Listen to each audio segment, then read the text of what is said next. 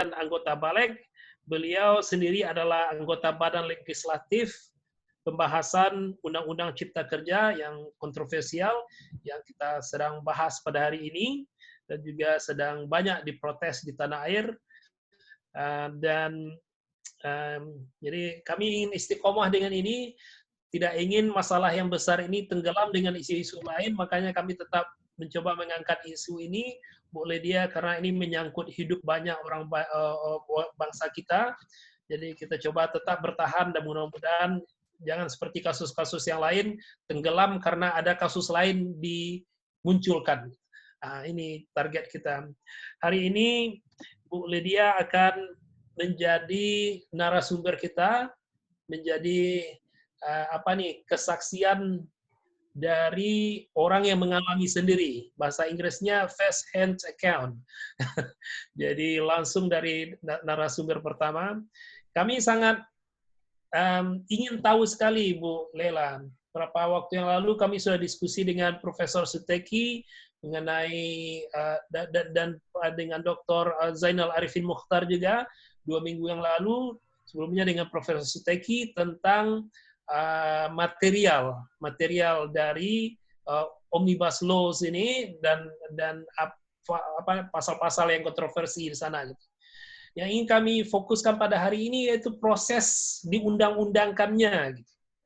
Ini bagaimana prosesnya ini sebagai orang yang terlibat langsung dari mulai inisiatifnya dari siapa, bagaimana draftnya itu ketika datang ke meja Ibu sebagai Balik, anggota Balik, kemudian bagaimana pembahasannya di badan legislatif sendiri. Gitu.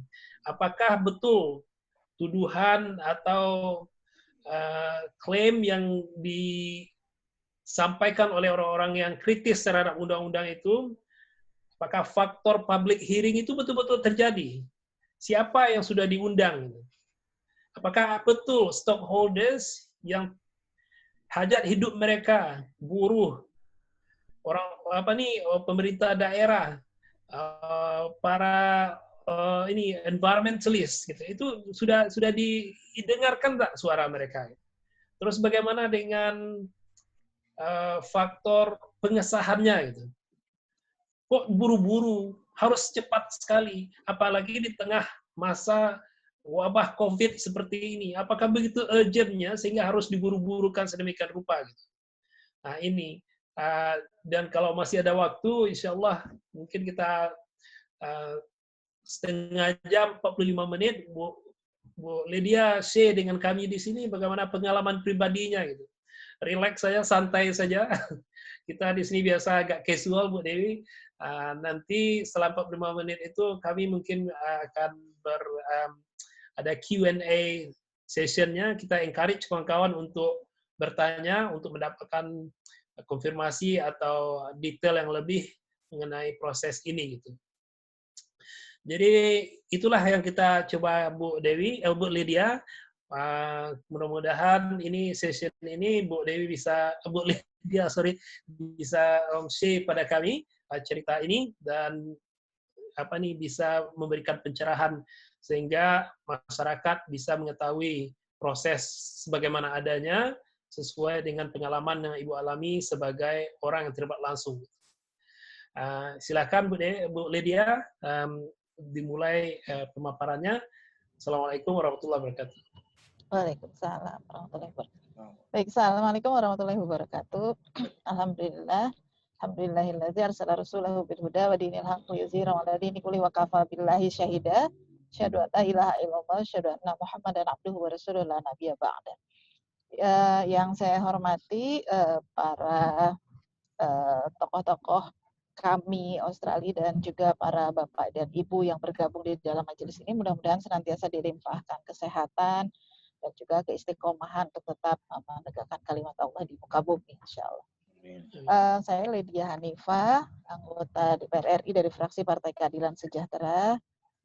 Alhamdulillah ini periode ketiga saya di DPR RI. Tapi saat ini saya sudah bukan Wakil Ketua Komisi 8, Ustaz Edward. Saya ini menjadi Wakil Ketua Komisi 8-nya di tahun 2013 sampai 2016. Saat ini saya sudah di Komisi 10 dan tetap di anggota Badan Legislasi DPR RI. Nah, kalau mau cerita dari awal, memang disebutkan Omnibus Law itu kita belum pernah ada yang punya pengalaman. Jadi saya tahun ke-11 ini baru pertama kali membahas dengan metode Omnibus Law. Terlepas dari banyak perdebatan boleh apa enggak gitu ya, mestinya dengan apakah sudah pernah ada contohnya atau enggak. Saya ingin memberi contoh, ini loh setebal ini. Ini ya sudah jadinya. Jadi seperti bantal. Kalau waktu sebelum jadi lebih tipis ya. Jadi ketika yang diributkan kemarin 1187 ya, yang itu tadi yang saya berikan contoh. Jadi ketika pertama kali kita mendengar bahwa pemerintah akan mengusulkan Omnibus Law Cipta Kerja, Undang-Undang Cipta Kerja dengan metode Omnibus, maka yang kita pikirkan adalah pertama, metode ini metode apa sih? Sehingga kita di Badan Legislasi itu mengundang para pakar tata negara berkaitan dengan ini. Nah, ternyata ada sejumlah perbedaan pendapat, ada sejumlah usulan, metode, dan lain sebagainya. Begitu. Dan pada saat kita mendiskusikan Omnibus Law itu kan karena baru dengar-dengar, belum tahu bendanya seperti apa. Pemerintah sudah menyampaikan kepada publik bahwa akan menggunakan metode ini, terus juga ketika dan itu draftnya sangat tertutup sampai kemudian diserahkan ke DPR ya. Jadi ketika ada berita gini, misalnya di draft yang lama itu pasal 170 ada tentang bagaimana peraturan pemerintah itu bisa menyebabkan undang-undang yang disebutkan yang terpengaruh dengan Undang-Undang Cipta Kerja ini jadi tidak berlaku atau juga digantikan dan lain sebagainya. Kan sebenarnya secara tata negara, tata urutan perundang-undangan kita tidak boleh. Undang-undang tidak boleh dihapus oleh peraturan pemerintah, peraturan di bawahnya gitu. Jadi ketika misalnya muncul yang itu, terus kemudian langsung ada bantahan dari pemerintah, oh itu tidak ada, itu salah ketik dan lain sebagainya. Tetapi ketika datang ke DPR sih tetap ada gitu. Jadi kata salah ketik itu menjadi salah satu senjata pamungkas ya kelihatannya, yang paling enak memang bicaranya, yaitu salah ketik. Tapi salah ketik, salah konsep dan lain sebagainya sih akhirnya. Nah, ketika kita bicara dengan pemerintah pada saat bulan Februari itu, Maret itu sampai kepada anggota Badan Legislasi, kita sudah mendiskusikan sesungguhnya metode ini sebenarnya metode seperti apa sih? Metode yang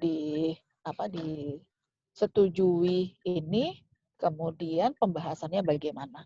Bagi kami yang relatif sudah terbiasa membahas undang-undang, ketika ada metode ini, pelajaran pertamanya adalah cara membacanya. Karena cara membacanya itu menjadi sangat rumit.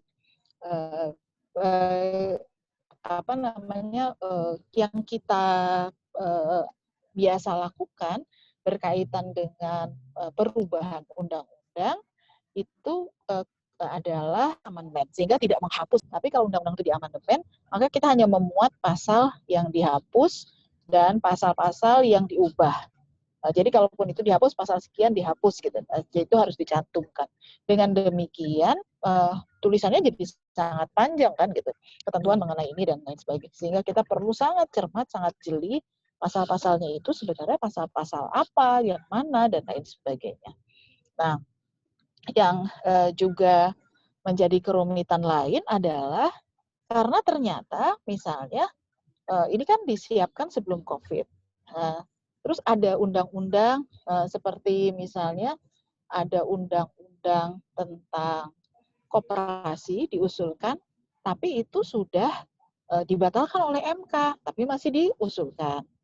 Kemudian ada undang-undang, saya lupa, salah satu undang-undang itu yang sudah 2 kali diubah gitu, tetapi yang diubahnya yang pertama bukan yang kedua. Berarti kan ada kemunduran gitu ya. Ini kok diubahnya di sini dan di sini. Jadi memang cara baca itu sendiri pertama membuat kita agak agak pusing juga gitu ya belajar. Dengan draft pertama itu 1028 halaman.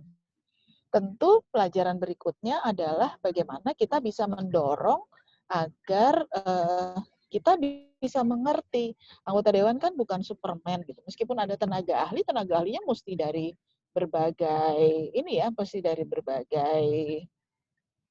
disiplin ilmu. Karena di awal itu menyangkut 79 undang-undang dengan berbagai sektor.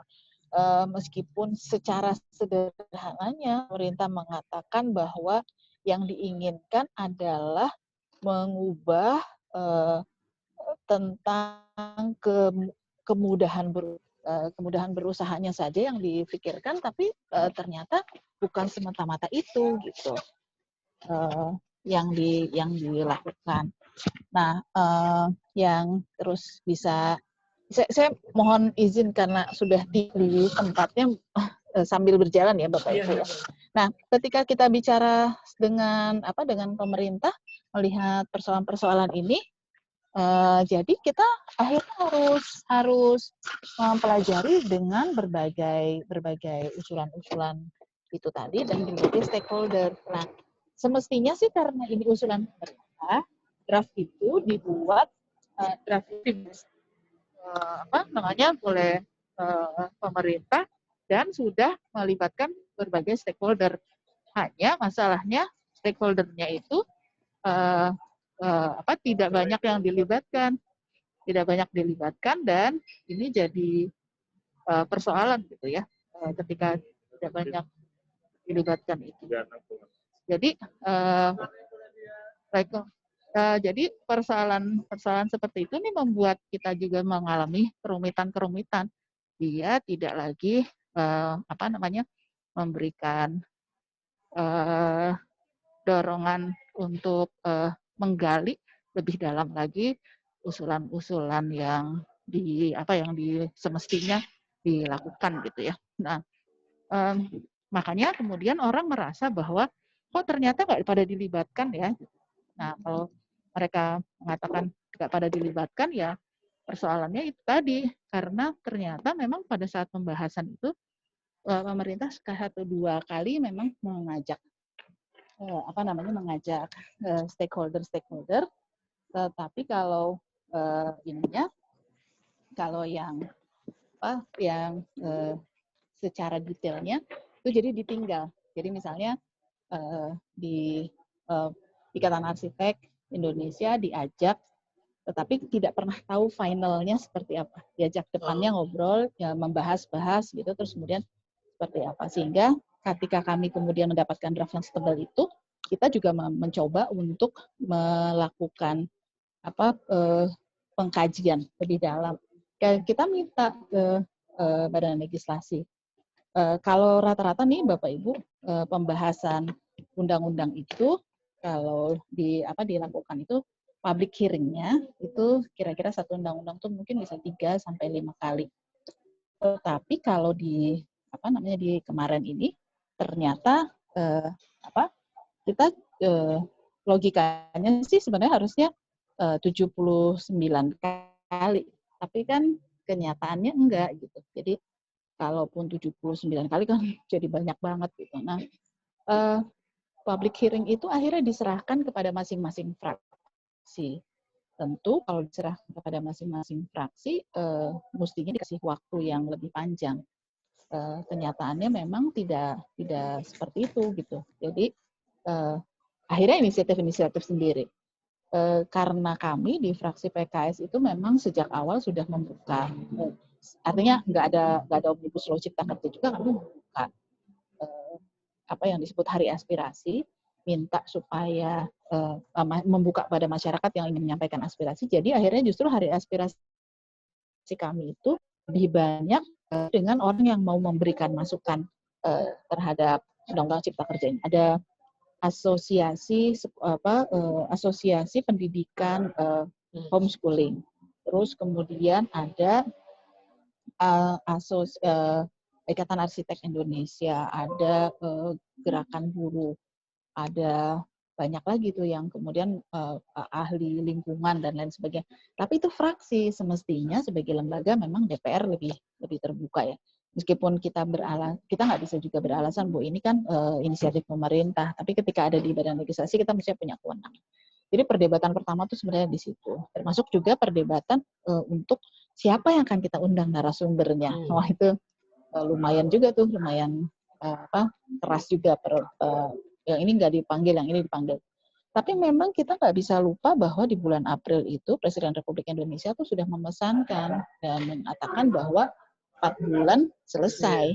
4 bulan, beliau bilang 4 bulan selesai.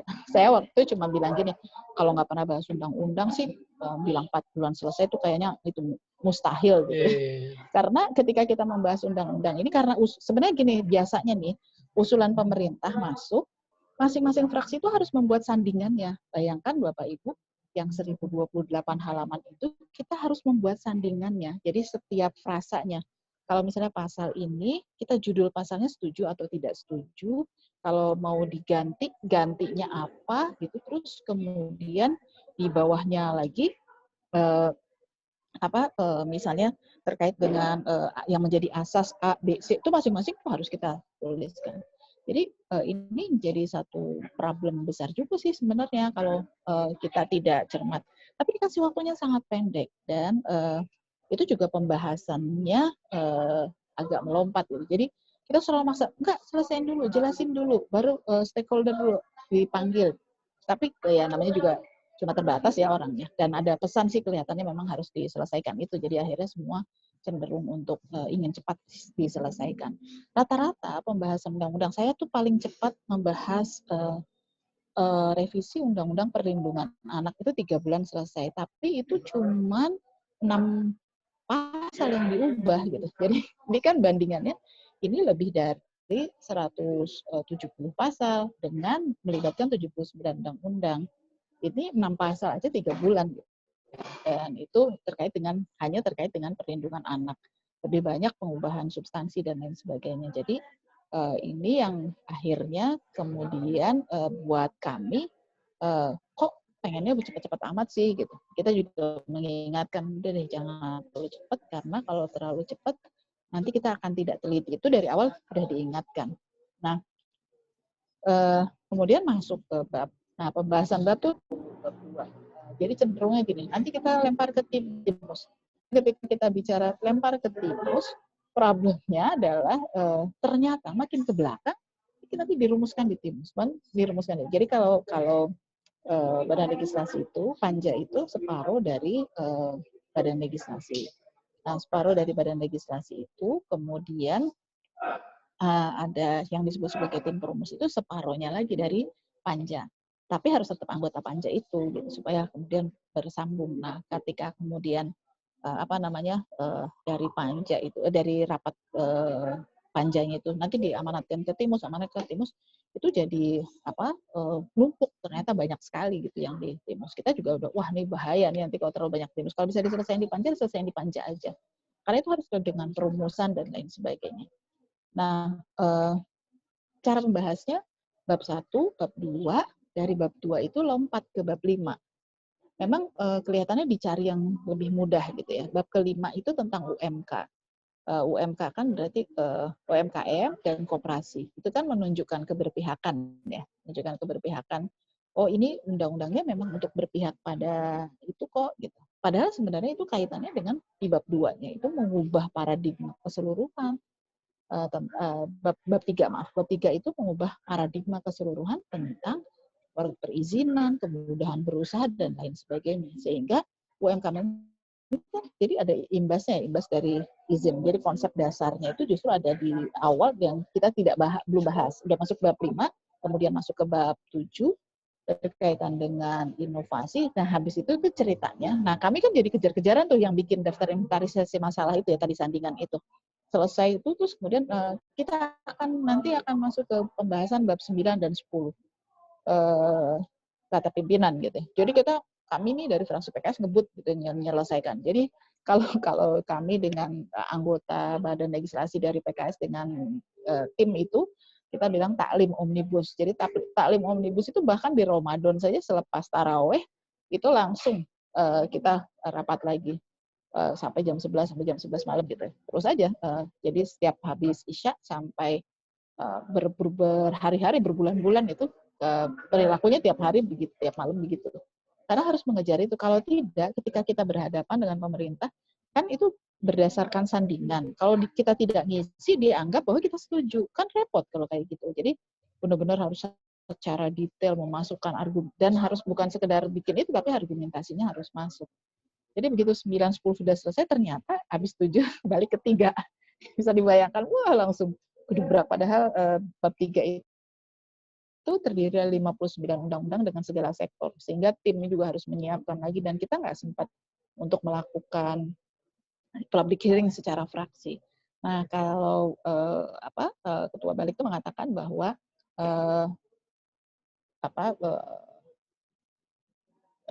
sudah 64 kali rapat, memang karena undang-undangnya 79, 64 kali sih nggak cukup sih ya sebenarnya. Karena dalam satu hari itu bisa 3 undang-undang. Nanti kalau nggak lewat aja, nanti kita balik lagi kayak gitu.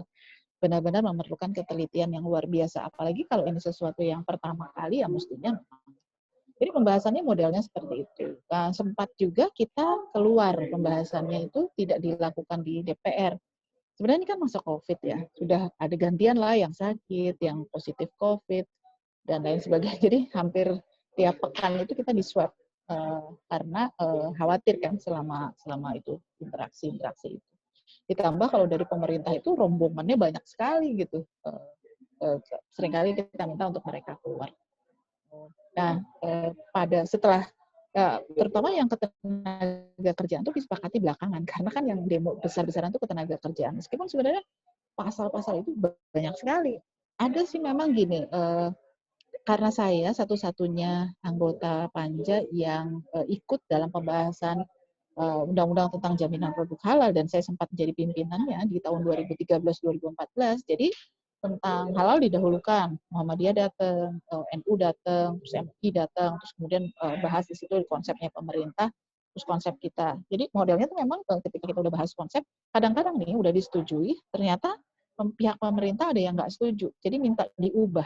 Nah itu udah masuk di tim perumus, minta diubah, itu nggak bisa diputuskan di tim perumus, harus diputuskannya di panitia kerja, karena tim perumus itu tidak boleh perubahan substansi itu tidak boleh dilakukan. Tapi meskipun demikian, misalnya ketika ketenaga kerjaan itu ingat saya tanggal 27 September, 27, 25, 26, 27 September itu pembahasan tentang ketenaga kerjaan itu memang di luar DPR pada saat itu. Memang pada saat yang bersamaan sih di gedung DPR itu sedang ada perbaikan, dan di hari itu memang ada pemadaman, walau alam ya berkaitan dengan barengan atau enggak, disengaja atau enggak kita nggak tahu, tapi kondisinya memang begitu. Dan ketika kemudian kita melakukan pembahasan itu, ternyata ada sejumlah hal yang perdebatannya jadi sangat panjang. Kan masing-masing kementerian ikut datang ya. Selama ini kan koordinatornya adalah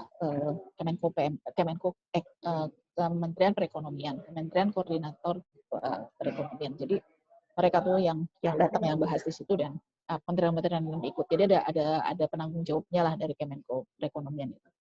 Diskusi dan lain sebagainya. Jadi kelihatan memang di internal pemerintah sendiri, yang konon kata presiden itu mau dijadikan satu supaya tidak ada ego sektoral, itu masih ego sektoralnya masih muncul. Nah itu yang bikin rumit memang, karena ternyata konsepnya masing-masing juga nggak ketemu gitu. Padahal ini hampir mirip, misalnya pertanian dengan kehutanan gitu. Itu bab perkebunan dengan kehutanan itu kan irisannya sangat kuat nih.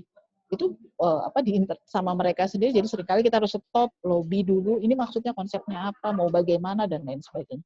Tapi begitu mereka sudah makin lama makin menekuni, jadi yang hadir itu bukan yang menyusun, itu menyebabkan banyak sekali perbedaan pendapat.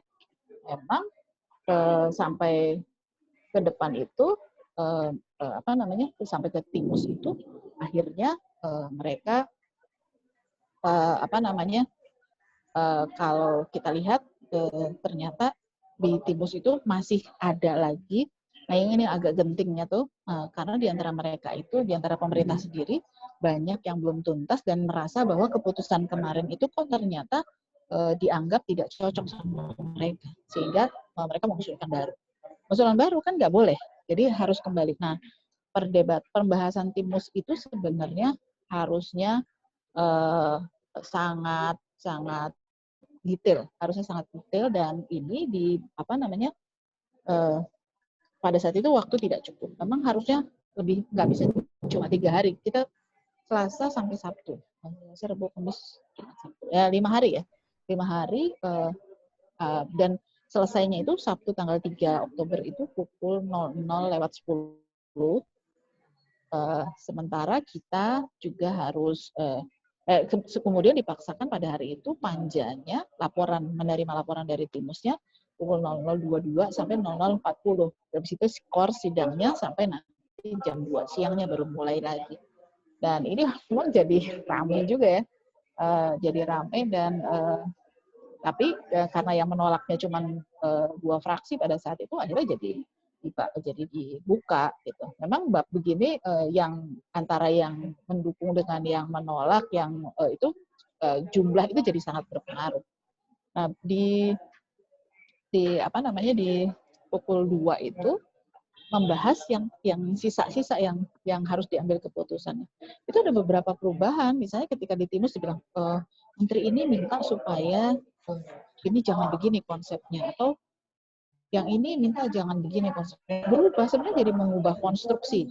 Ketika mengubah konstruksi, itu akhirnya harus diambil keputusan. Sama seperti ini, ketenaga kerjaan yang tadi saya sebut tanggal 27 Oktober itu sudah, 27 September itu sudah diputuskan bahwa pesangon PHK itu 32 kali, ternyata kan 32 kali dengan skema yang kalau di undang-undang lamanya 32 kali dibayarkan semua oleh pengusaha, jadi 23 kali dibayarkan oleh pengusaha, 9 kali dibayarkan oleh 9 kali dibayarkan oleh pengusaha pemberi kerja, oleh BPJS Ketenagakerjaan.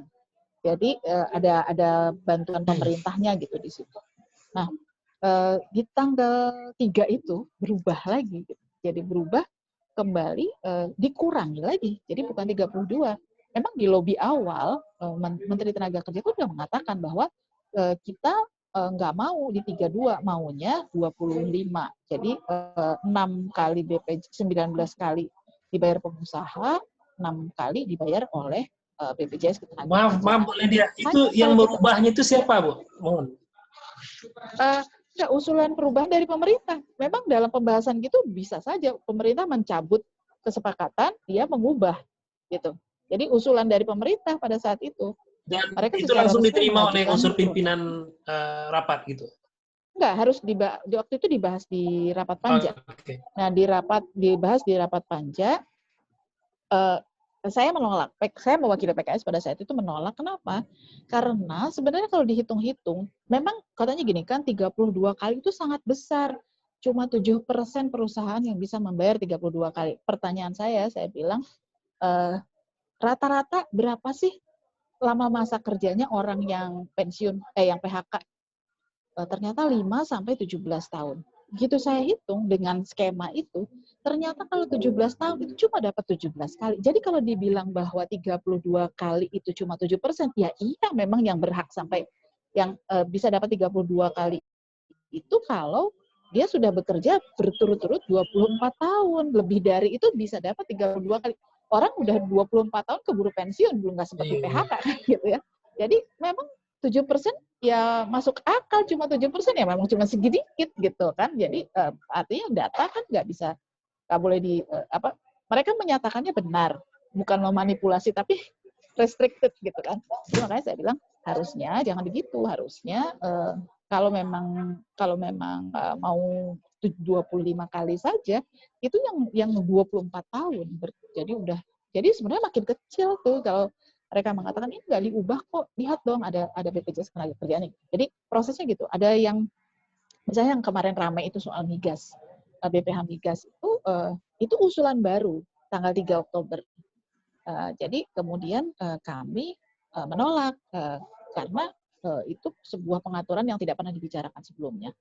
Akhirnya kemudian pemerintah mencabut yang nanti akan kelihatannya gini, karena itu banyak perubahan-perubahan, dan di tanggal itu diputuskan, tanggal 3 itu diputuskan jam 9 malam kita mulai rapat untuk pengambilan keputusan persetujuan. Sementara kan mengatakan kita belum pegang draft loh, meskipun tidak ada kalimat gini, tidak ada kalimat dalam peraturan DPR-nya kalau mau ngambil keputusan itu harus pegang draftnya, tapi ada kalimat dibacakan. Kebayangkan Pak, 1000 halaman kemudian dibacakan gitu ya, pasti nggak akan selesai. Logikanya adalah pegang dong, karena nanti akan ada di tanda tangan, ada yang diparaf gitu. Nah sekaligus tadi ada yang menanyakan, diparaf nggak sih sama PKS gitu. Kami tidak memparaf sama sekali karena kami tidak menyetujui. Jadi saya di dalam pembukaan menyampaikan pandangan fraksi yang menyatakan menolak, dari awal saya sudah mengatakan ini tidak lazim, karena kalau tidak ada draftnya kita nggak bisa ngontrol sebenarnya ada perubahan apa enggak dari itu. Terus kemudian udah benar atau belum. Setidaknya gini, kalau kita nggak pakai bab suuzon, substansi itu kan menjadi satu hal yang sangat penting untuk dibahas dan didiskusikan gitu. Jadi ini jadi catatan kami. Nah, itu yang tidak mendapat draft itu PKS saja atau semuanya? Semua, iya. Jadi dan yang protes cuma PKS sama Demokrat? Yang protes PKS. Yang protes PKS, yang menyatakan menolak PKS dan Demokrat. Jadi ketika itu, kemudian kan draft, semestinya nih, setelah pengambilan keputusan, ada persetujuan itu, diparaf semua fraksi tanda tangan. Tapi biasanya yang menolak dia tidak akan tanda tangan. Nah, ada tanda tangan, ternyata saya pikir itu udah selesai, ternyata itu adalah formalitas pada saat itu. Nah, kemudian kan, karena itu belum selesai, saya bilang gini, mesti dirapihin dong, nggak mungkin nggak. Kan mereka bilang masih punya span 7 hari sebelum dikirim ke pemerintah. Ini makanya mereka kemudian segera merapikan. Asumsi saya tanggal 5 Oktober tuh mestinya belum ada paripurna untuk pengambilan keputusan.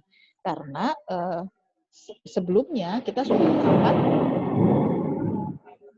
rapat, kita mau rapatnya itu menutup masa sidang itu tanggal 8. Nah, tetapi pada saya terima WA tuh 12:27 bahwa ada rapat konsultasi pengganti bamus. Karena saya pimpinan fraksi, jadi saya mendapatkan undangan itu kan. Rapatnya jam berapa? 12:30. Jadi cuma kasih waktu 3 menit. Kemudian dalam pembahasan itu mereka berkeras untuk mempercepat, termasuk mempercepat persidangan dengan alasan sudah banyak yang tertular COVID dan lain sebagainya. Akhirnya ya sudah dirapatkan paripurna, tapi kita berkeras bahwa harus dibacakan, karena seringkali kalau lazim biasanya tuh kalau udah pengambilan keputusan tingkat 2 di rapat paripurna itu sudah tidak dibacakan lagi pandangan fraksi. Jadi cuma dibilang bahwa fraksi ini nerima, fraksi ini nolak, udah gitu aja. Tapi nolaknya kenapa itu nggak disebutkan. Jadi karena itu kemudian kita minta supaya kita bisa membacakan. Jadi Demokrat dan PKS itu membacakan di rapat paripurna dengan berbagai insiden ya, ada yang mic-nya mati dan lain sebagainya. Itu jadi bagian dinamikanya lah gitu ya. Jadi inilah yang menjadi pengingat juga ya buat kami. Ternyata memang keinginan untuk mempercepat itu habis itu kan jadi reses. Kalau udah reses kan udah nggak ada lagi di kantor. Yang mau demo, para buruh itu mau demo dan lain sebagainya, ya nggak akan ketemu anggota dewan karena anggota dewannya sudah reses, sudah nggak ada rapat lagi, dan itu memang sangat mendadak gitu keputusan. Nah di tanggal 5 itu kan karena saya pimpinan, saya langsung tanya sekretariat dong, ada nggak? Nah, biasanya kalau di paripurna itu ada diterima oleh anggota. Kalaupun dengan alasan tebal, mestinya ada soft file-nya. Saya tanya, ada jadi pengambilan keputusannya itu sebelum maghrib, soft file itu diedarkan di sekretariat itu jam 19.15 lah ya. Tapi setelah itu diminta untuk tidak disebarkan. Sehingga si sekretariat fraksi juga tidak menyebarkan. Mereka kan PNS ya. Terus saya tanya, ada nggak? Ada. Kenapa nggak dibilang ke kami gitu bahwa ini sebenarnya ada? Itu 905 halaman. Kemudian kan ada perubahan sampai 12 Oktober itu, tanggal 9 Oktober PKS bersurat, kok kita masih belum dapat draftnya, naskahnya. Akhirnya kemudian mereka tanggal 9 itu saya ditelepon ketua balik, memang Bu, kita perlu perbaikan, bisa nggak datang? Sebenarnya udah nggak boleh perbaikan setelah rapat paripurna. Jadi udah selesai, jadi udah nggak boleh ada tuh substansi dan segala macam.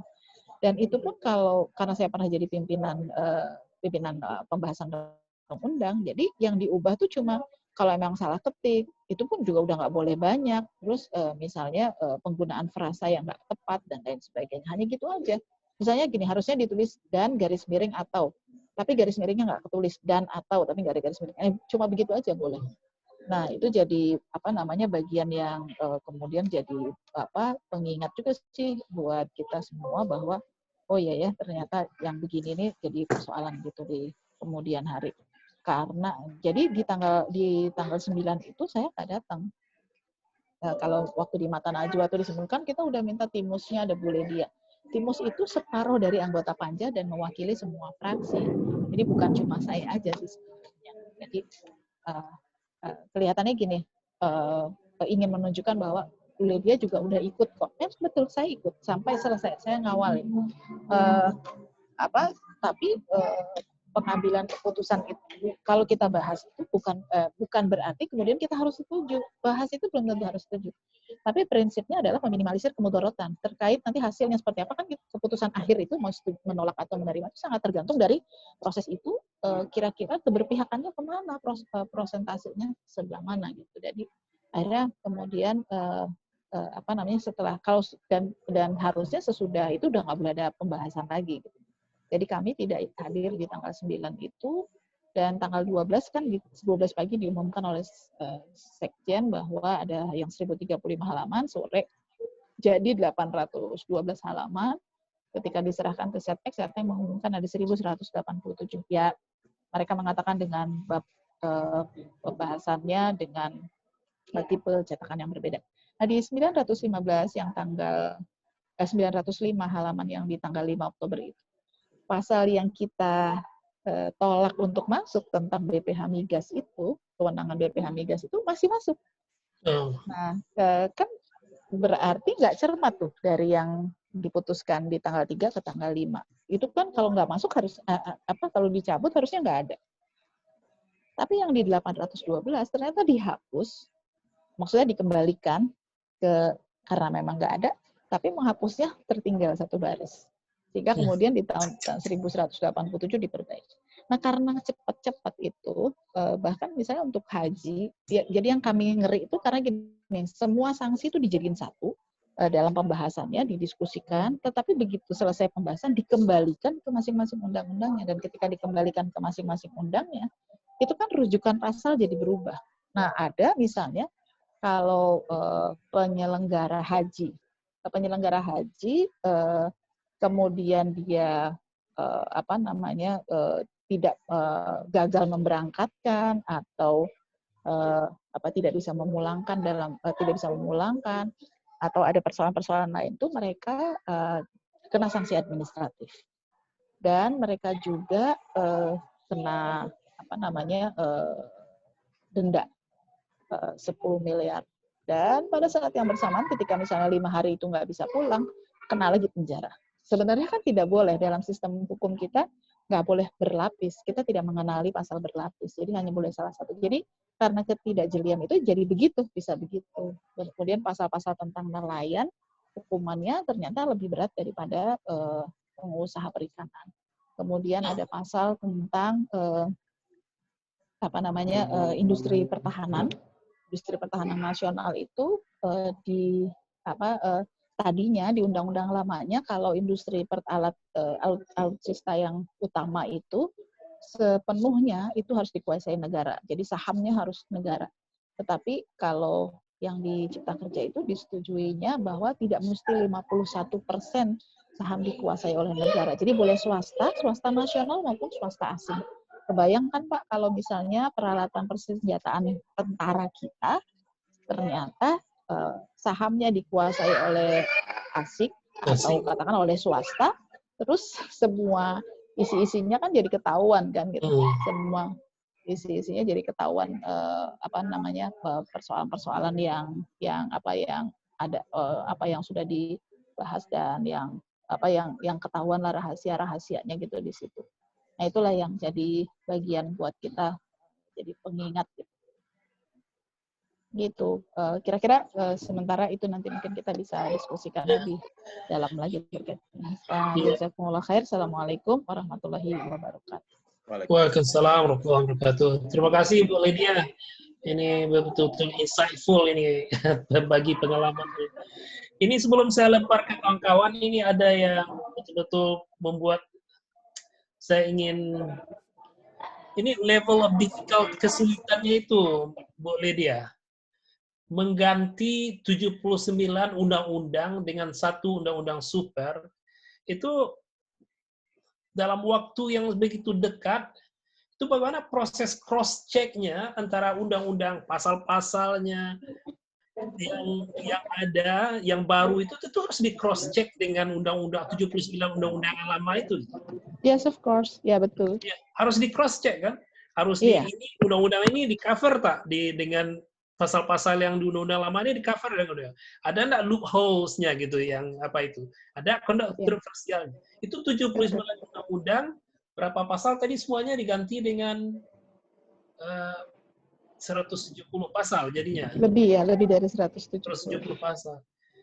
Itu tingkat kesulitannya itu tak terbayang bagi saya gitu.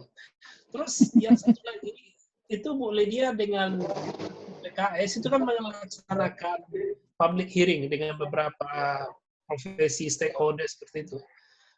Itu public hearing yang dilakukan, yang disuruh melalui melalui fraksi-fraksi itu, ketika feedback atau masukan itu disampaikan ke pimpinan DPR, itu direspon enggak? Karena saya lihat tadi sepertinya Ibu sendiri setelah itu tidak melihat draftnya itu. Wah, ada seperti ini. Kalau ini Pak, kalau ke Badan Legislasi itu jadi bentuk public hearing kita masukkan ke dalam draft sandingan. Ke dalam draft sandingan kita dimasukkan. Ada sih usulan-usulan kami yang diterima, ada usulan-usulan yang nggak diterima juga ada gitu ya. Ada yang reformulasi keseluruhannya, ada yang ya udah kita terima usul PKS aja, ya udah kita terima usul Golkar aja gitu, ada itu. Jadi di situ kan pengambilan keputusannya lobby dan segala macamnya. Kadang-kadang cuma konstruksi undang-undang keseluruhannya juga jadi belum tentu pas. Kita membandingkan, jadi gini Pak, ada undang-undang yang gini, dia undang-undang tahun 2004, terus dia direvisi. Perubahan pertamanya di tahun 2014. Jadi udah 10 tahun direvisi. Tapi Undang-Undang Cipta Kerja ini merujuk, karena Cipta Kerja itu kan mengubah, menambah, menghapus pasal-pasal dalam undang-undang terkait. Jadi ini yang Undang Cipta Kerja merujuknya ke undang-undang asal, bukan undang-undang yang udah diubah. Jadi kita bukan cuma 79, tapi harus menjajarkan dua undang-undang ini, karena kan ini cuma mengubah sebagian, yang diubah di sini tidak diubah di sini. Terus ada jadi gitu deh Pak. Jadi kita harus mengkolom-kolomnya tuh, jadi paling tidak tuh menyandingkan sejumlah undang-undang itu yang memang rumit sekali gitu. Dan kalau tidak jeli, lewat itu udah.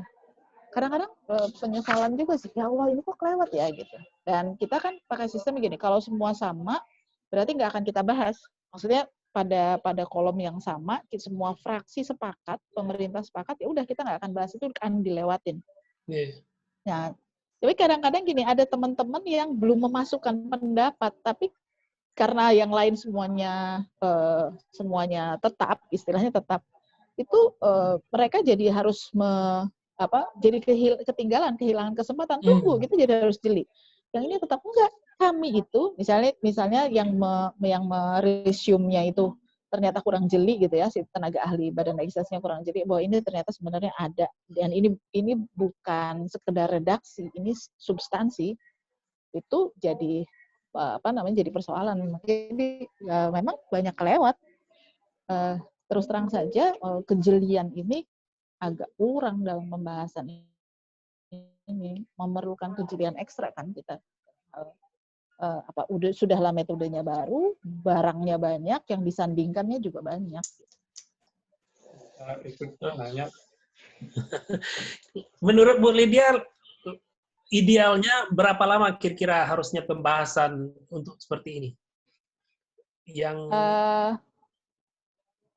kalau apa namanya, kalau kita pembahasan gini, kalau ya gini deh, harusnya sampai Desember lah, setidaknya sampai Desember. Kalau metode jangan cepat ini ya mestinya masih bisa diperbaiki sampai Desember, mestinya masih bisa cukup waktunya. Tetapi kan nanti biarpun sampai Desember belum tentu juga PKS dan Demokrat setuju juga, karena ada sejumlah konstruksi yang memang tidak berpihak juga kepada masyarakat. Nah, itu yang membuat kita di antara pointers mengapa kita kemudian menolak gitu. Oke. Kalau pemerintah seperti contohnya tadi itu memberikan usulan seperti pesangon itu dari 32 menjadi 28, itu berarti pemerintah sendiri mempunyai interest sepertinya mewakili oligarki, pengusaha gitu. That is the part of their lobby with the government. Jadi memang pengusahanya melakukan lobby juga kepada pemerintah. Dan itu eksplisit, pengusaha cuma bisa bayar 19 kali.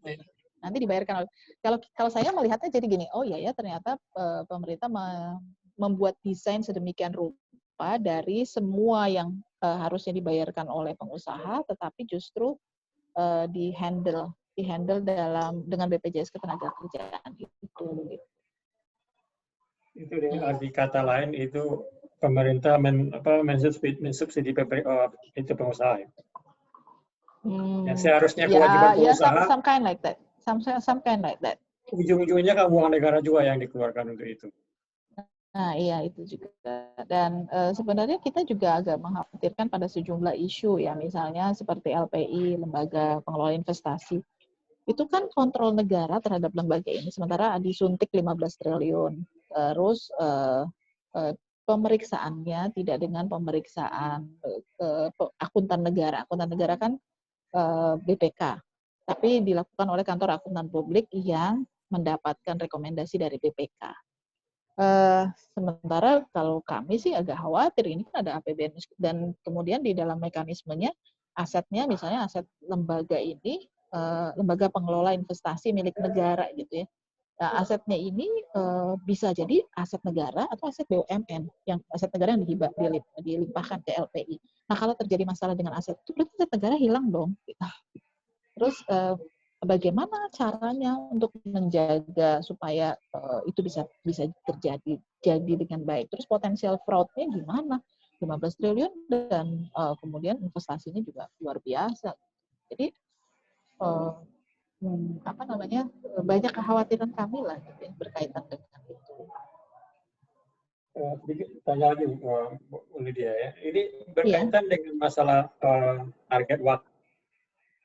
Ini kan usulan pemerintah, dia tuh targetnya harus cepat selesai segala macam begitu.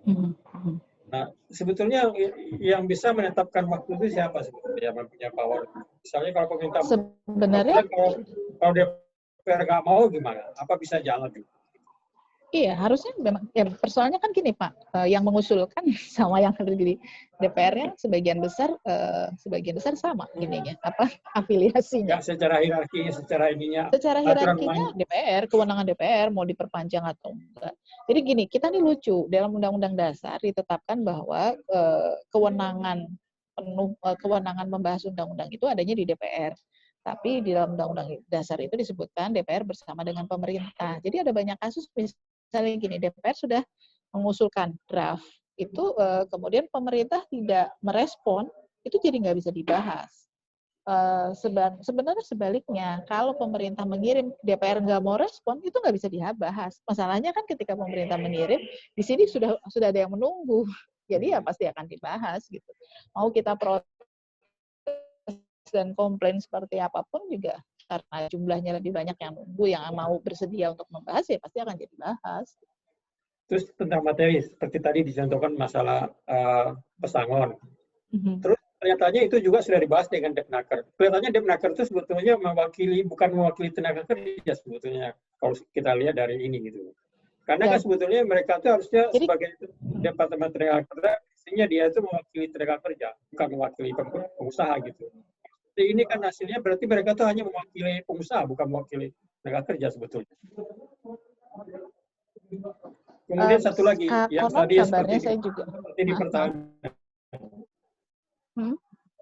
Seperti pertahanan tadi, boleh lebih dari 51% itu swasta ya. Bagaimana di pertahanan sendiri gitu? Bagaimana masukan dari mereka? Apakah memang usul mereka yang seperti itu gitu? Dengan mengabaikan masalah rahasia negara segala macam itu. Apakah memang ini usulnya pemerintah pertahanan oleh pemerintah seperti ya, bagaimana tanggapan Pak Prabowo sendiri gitu, ketika itu? Ya, artinya kita pengen ini aja sebagai contoh aja gitu. Karena ini sangat Sensitif vital sekali masalah ketahanan negara. Ya, silakan Bu Lydia. Jadi kalau jadi gini Pak Halim. Jadi kalau kita lihat bab ketenaga kerjaan dulu ya. Ketika bab ketenaga kerjaan itu mereka katanya karena itu domainnya pemerintah ya kan, usulan pemerintah, mereka sudah mendiskusikan pembahasan ini dengan pengusaha dan pekerja. Tetapi kemudian teman-teman pekerja sendiri karena ada banyak serikat pekerja, teman-teman pekerja itu yang bergabung di Gekanas menolak, mengatakan bahwa yang tadinya ada saja mundur gitu, nggak mau ikutan karena ternyata memang nggak ketemu. Dan pengusaha berkeras, sebenarnya pengusaha itu maunya bahkan cuma 17 kali. Tetapi setelah tawar-menawar lobby menurut Menaker pada saat itu bisa jadi 19 gitu, kata Menaker. Udah mentok di situ katanya gitu. Tapi di dalam diskusi tanggal 27 itu ya petinggi-petinggi saya juga turun gunung, turun gunung kata saya, misalnya diskusi itu sampai pemantauannya luar biasa, tetap keputusannya di 32 itu. 32 dengan mekanisme 23 dibayar oleh pengusaha, 9 dibayar oleh BPJS Ketenagakerjaan. Memang jadinya negara subsidi. Itu kan sebenarnya urusan hubungan kerja ya. Tapi hubungan kerja itu kemudian dibantu juga oleh pemerintah untuk diselesaikan karena preminya itu dibayarkan. Tapi memang yang kemudian membuat kita terberak juga gini, alasannya gini, untuk membuktikan bahwa pemerintah serius, maka BPJS Ketenagakerjaan disuntik 6 triliun. Besar gitu kan Pak, 6 triliun itu. Sementara mereka dibanding BPJS Kesehatan, mereka yang rutin menerima masukan dari para pekerja kan, pekerja formal itu mereka dapat itu. Nah, jadi itu yang kemudian oleh teman-teman pekerja yang kenapa mereka tetap berkeras ingin demo dan lain sebagainya ya karena merasa bahwa aspirasi yang katanya mau dimasukkan itu tidak dimasukkan. Sementara pemerintah menganggap bahwa kami sudah mengundang serikat pekerja. Gitu. Jadi yang diundang dengan yang ini beda. Kemudian kalau ditanya soal industri pertahanan, jadi kalau saya pribadi diskusi di sana, kok kalau karena leading sektornya kan Menko Perekonomian, yang lain kan yang datang dirjen gitu ya dari berbagai kementerian. Yang hadir itu bukan yang nyusun kalau dalam pengetahuan saya, karena mereka kadang-kadang gelagapan. Ada yang mengatakan gini, Bu, saya terus terang dalam informal ya, saya terus terang nggak ngerti ini maunya kemana undang-undang. Jadi kan begitu mereka duduk tersadar, oh kok ternyata isinya kayak gini ya. Terus ini kan ada resiko buat mereka. Sementara di Indonesia kan kementerian itu ego sektoralnya masih kuat gitu, nggak bisa. Jadi begitu melihat, oh ini akan ada resiko lain, ini ada. Jadi resiko ikutannya itu orang-orang sekelas dirjen itu di departemennya. Iya. Dan mereka tidak tahu dengan isinya. Enggak, banyak yang nggak tahu. Jadi memang akhirnya di briefing. Jadi rupanya Kementerian Perekonomian itu yang mengundang ketika membahas itu mengundang sekelas yang lebih teknis, bukan pengambil kebijakan. Jadi yang lebih teknis yang diundang. Sehingga yang lebih mengerti itu yang di bawah gitu.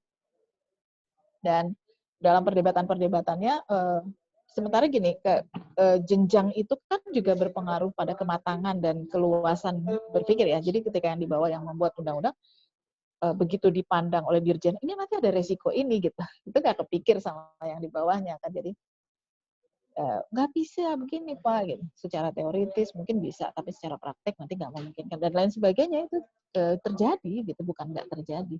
Sehingga yang bingung-bingung beberapa tuh sampai kebetulan dari Kementerian Perekonomian misalnya ada teman SMA saya, dia saya tanya, kamu kok bawa teman dari pemerintah kok kayak gini sih gitu, yang nggak nyambung. Iya nih, saya juga kesel nih. Ternyata nggak, ya belakangan, itu kan masih di awal-awal ya, belakangan saya jadi tahu, oh pantesan aja nggak nyambung, karena yang hadir tidak sama dengan yang menyusun gitu. Berarti kan belum tentu yang menyusun itu juga menyuarakan keperluan kepentingan pengaturan di kementerian dia. Lagi terus satu lagi tadi masalah proses pembahasan gitu. Setelah masing-masing hearing dengan stakeholder segala macam itu kan yang mau menyandingkan konsep dengan kesandingannya itu kan masing-masing fraksi. Nah, terus gimana antara fraksi satu dengan kesandingan yang parsial itu, apa yang dibahas secara detail atau memang sekadar ini aja formalitas? Dia detail Pak, file. Jadi jadi satu oleh tenaga ahli badan legislasi. Jadi satu bagian itu nanti tanggapannya PDIP seperti apa, Golkar gimana, Gerindra gimana, tuh semua partai itu sampai P3. Ada tuh masing-masing. Jadi nanti ada mungkin akan tetap merasa bahwa itu tidak perlu diubah, ada yang mengatakan itu dihapus, dikembalikan ke undang-undang existing, alasannya apa, ada yang menanyakan maksudnya apa, pemerintah itu ditulis di situ. Jadi nanti pembahasan itu berdasarkan daftar inventarisasi masalah itu gitu. Detail memang. Tapi kalau kadang-kadang gini, kalau kita nggak cermat, cepat sekali dibahas. Karena kan lompat-lompat. Yang ini udah disepakati bahwa ini tetap semua, jadi lewat. Gitu. Kalau, dan sementara dengan suasana COVID gini kan, ada yang hadirnya fisik, ada yang virtual. Kalau kita hadir virtual, nggak akan bisa ngikutin. Maka ya saya terpaksa harus hadir fisik terus. Gitu. Karena kalau enggak, tadi ada pertanyaan Pak, boleh saya silakan. jawab dulu ya kan? Ini juga kawan-kawan yang ingin bertanya, silakan bisa menulis pertanyaannya di chat, atau mau menanyakan langsung, silakan raise hand aja, gunakan function raise hand, nanti kami persilakan. Ya, silakan Bu. Ya, tadi ada di tulisan di chat itu bahwa kan PKS tidak tanda tangan, Demokrat tidak tanda tangan. Apakah tidak memungkinkan adanya review karena tidak ada tanda tangan, karena ada yang tidak setuju? Kalau yang sekarang ini sedang dibunyikan, jadi undang-undang itu bisa dibatal. Begitu diparipurnakan dan kemudian mau voting, mau ternyata kemudian akhirnya disahkan, otomatis 30 hari kerja itu berlaku. Presiden tanda tangan atau presiden nggak tanda tangan itu otomatis berlaku. Jadi begitu sudah disahkan, udah. Jadi karena itu kewenangannya DPR kan, jadi akhirnya dia berlaku. Bagaimana membatalkannya? Pilihannya presiden mengeluarkan Perpu. Kalau presiden mengeluarkan Perpu, rasa-rasanya nggak mungkin, karena kan yang ngusulin pemerintah. Yang kedua adalah judicial review. Kalau judicial review itu kita usulkan ke Mahkamah Konstitusi, bisa dengan uji formil atau uji material.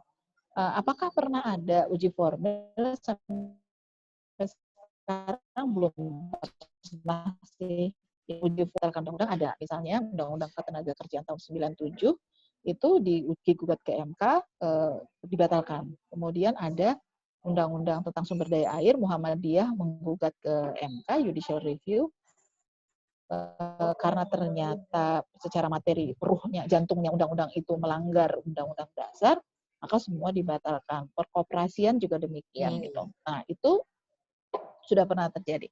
Nah, sekarang kemudian kan yang dimunculkan adalah legislative review. Mungkin nggak legislative review. Kalau legislative review itu mekanismenya diusulkan lagi undang-undang yang nanti akan mengganti, membuat si undang-undang Cipta Kerja itu tidak berlaku.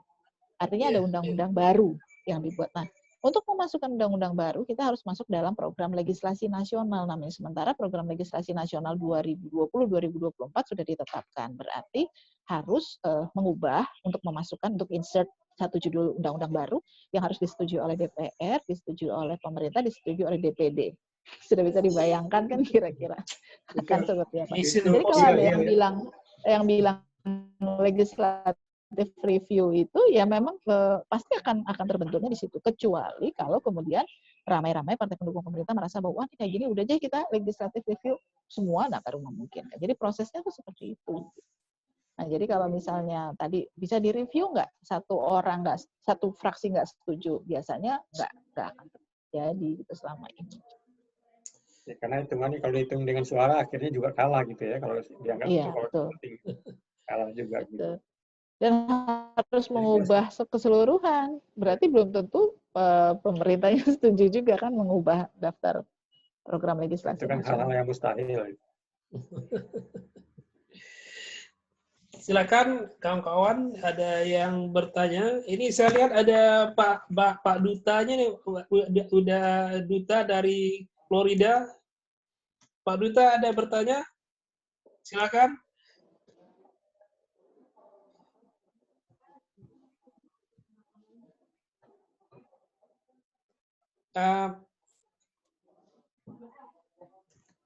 Pak Ismet Fanani, ada Profesor Ismet Fanani juga dari Deakin University. Silakan kalau ada yang ingin bertanya.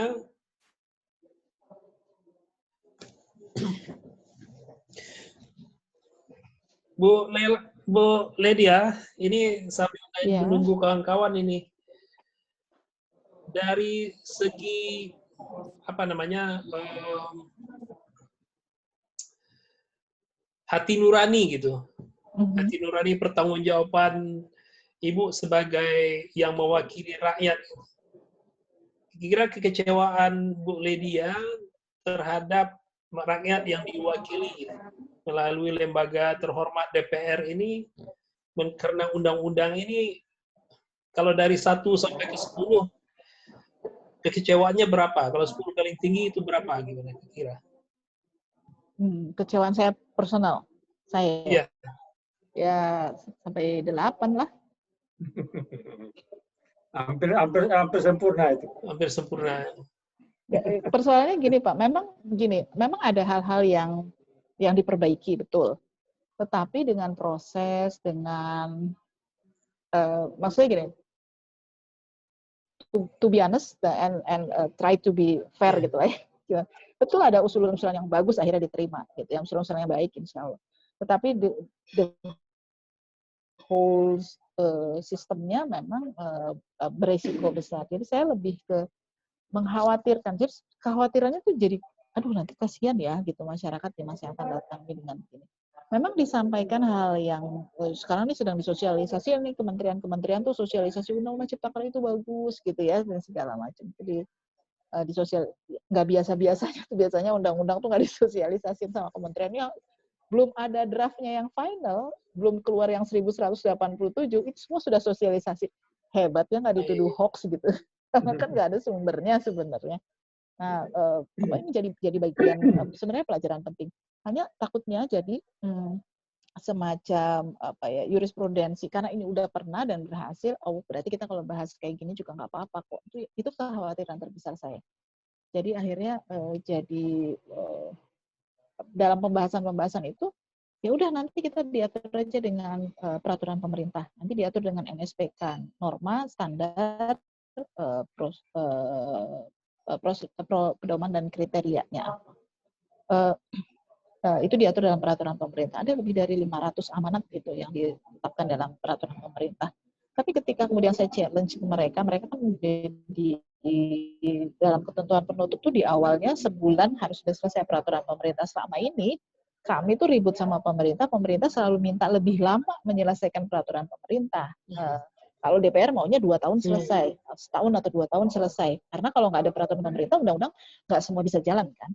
Terus kata mereka biasanya mintanya 3 tahun. Ya ini terbalik. Mereka minta sebulan, kami bilang nggak mungkin. Ya, sepanjang pengalaman ada yang 10 tahun baru selesai dan lain sebagainya. Tapi gimana gitu ya. Jadi akhirnya mengkhawatirkan. Nah, saya challenge, kok bisa sih mengusulkan? Kami sudah punya draft RPP-nya. Kalau gitu kami saya mau lihat dong gitu. Pak, ini persoalan yang kecil ya, bukan persoalan kecil. Maksudnya persoalan yang menurut saya sudah common sense.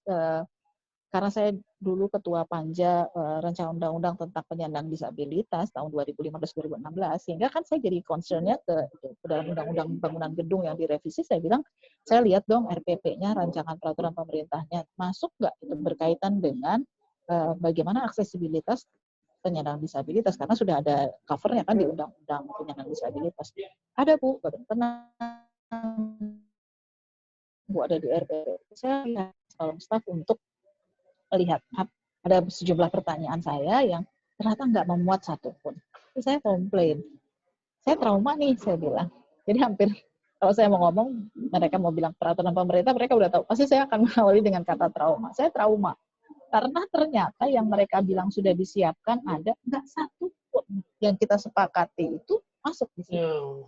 Itu sudah diperbaiki. Nah, ketika orang Menko Perekonomian mengatakan akan diperbaiki, dikejar dong ke orang Kementerian Teknisnya. Saya tanya, Pak begini, oh udah Bu, masuk dalam pelayanan khusus. Pak, nggak bisa disebut pelayanan khusus, karena dia harus, karena dia dilindungi undang-undang, maka dia harus di state secara jelas bagaimana aksesibilitas penyandang disabilitas itu harus detail. Karena kalau membandingkan di misalnya di Indonesia dengan di Jakarta lah ya, nggak cuma Jakarta sih, maksudnya kota-kota besar di Jakarta dengan di Sydney misalnya, saya ke Madrid, di Madrid itu orang dengan tongkat tunanetra itu jalannya cepat dan dia nggak nabrak-nabrak. Kalau di kita Pak baru jalan berapa meter udah nabrak pohon Pak. Terus ada guiding blocks-nya ada tapi belok-belok gitu ngikutin pohon. Ya Allah, saya bilang itu kan mencelakakan gitu. Nah, ya itu kan berarti harus teknis karena peraturan pemerintah, maka peraturan pemerintah harus sangat teknis gitu lah kira-kira yang harusnya disampaikan tuh gitu. Nah, berkaitan dengan struktur undang-undang ini, itu kan undang-undang sudah jelas menentukan sesuatu. PP itu harusnya kan merujuk kepada undang-undang. Jadi bukan tadi seperti Ibu menanyakan bagaimana PP-nya. Ini kan PP itu harus merujuknya ke undang-undang, bukan undang mencari PP. Kan mereka udah bikin draftnya Pak dengan asumsi ini akan disetujui sepenuhnya. Jadi mereka udah draft sesuai dengan draft awal usulan pemerintah. Ya draft RPP-nya. Begitu pembahasan di DPR kan ada perubahan-perubahan. Kan kita ada beberapa masukan-masukan yang kemudian akhirnya disetujui diterima, belum diubah.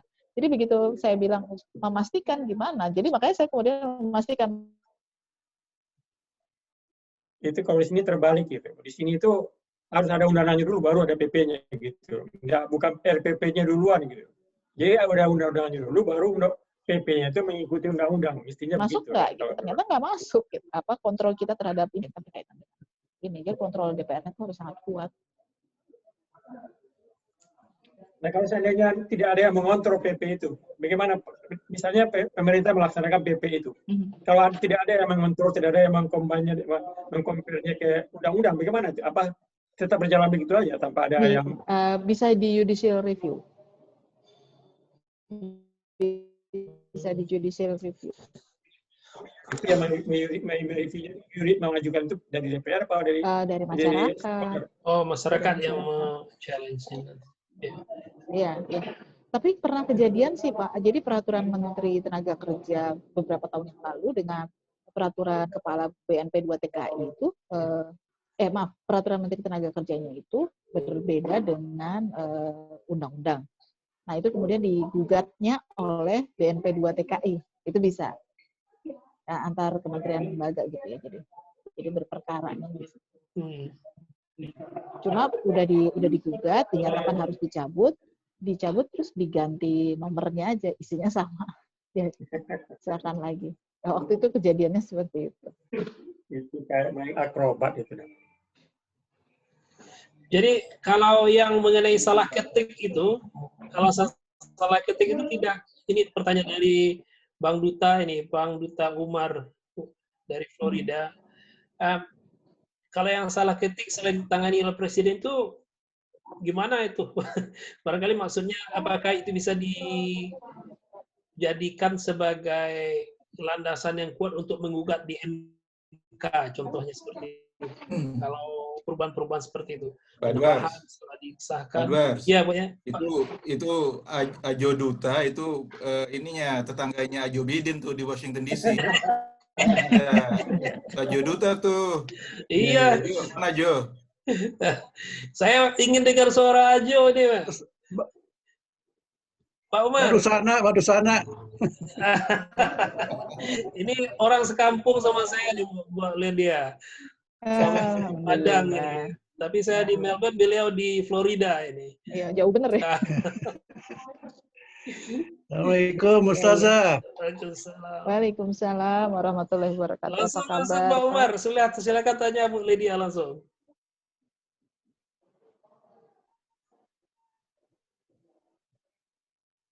Ya, Pak Umar, silakan.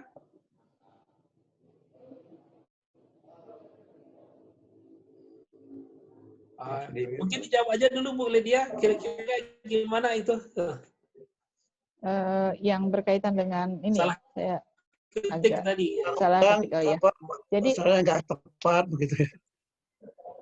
iya iya.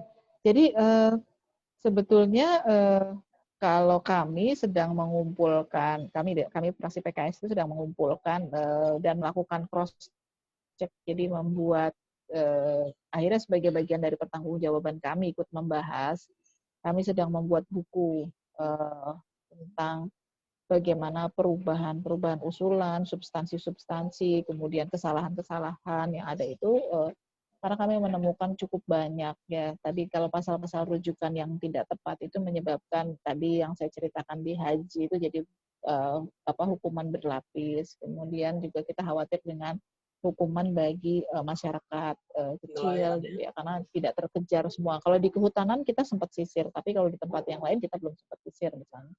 Nah, itu juga jadi terus yang semestinya itu pidana banyak yang akhirnya jadi sanksi administratif saja. Jadi ini kan jadi hal-hal yang menyedihkan gitu ya dalam sistem penegakan hukum kita. Terus kalau versi kalau kami nih di fraksi PKS itu mengatakan gini, baru baca sampai halaman 6 udah begini gitu, karena di ayat pasal 6-nya itu yang udah ditandatangan presiden itu pasal 6-nya merujuk ke pasal 5 ayat 1 huruf A. Padahal pasal 5-nya itu cuman ada pasal 5 aja, nggak ada ayat 1-nya. Sehingga kemudian ya biasa anak-anak humas itu nulisnya gini, masa hubungan kita begini terus sih Bang? Gitu. Ya, perbaiki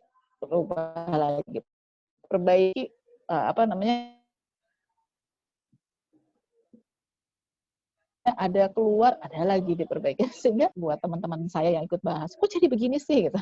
Mereka juga tidak mengira bahwa ternyata ada sangat banyak hal teknis, karena selama ini kan gini, hal teknis kita serahkan kepada tenaga ahli, hal teknis tolong diserahkan. Nah, ketika bicara soal hal teknis itu akan jadi persoalan yang sangat besar gitu. Kalau bicara hal teknis diserahkan kepada orang, tapi kita nggak kontrol gitu kan. The devil is in detail kan, detailnya itu. Apalagi dalam bahasa undang-undang, kata dengan, kata dalam itu kan beda makna gitu.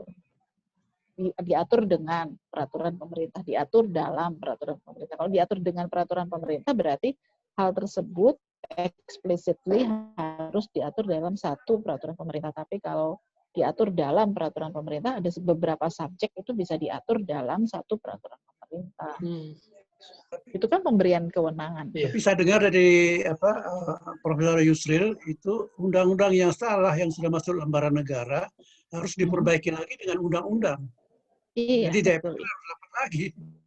Ya, itu lama lagi. Memperbaiki lagi ya, dengan undang-undang. Itu yang disebut sebagai legislative review itu.